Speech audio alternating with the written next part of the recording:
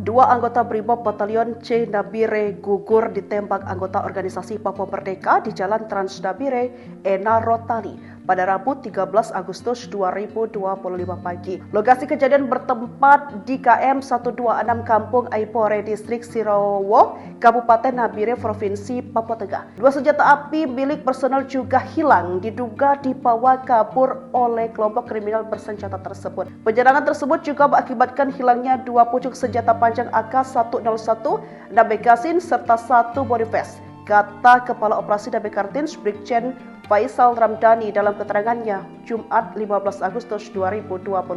Faizal mengecam aksi penembakan pelaku terhadap aparat kepolisian.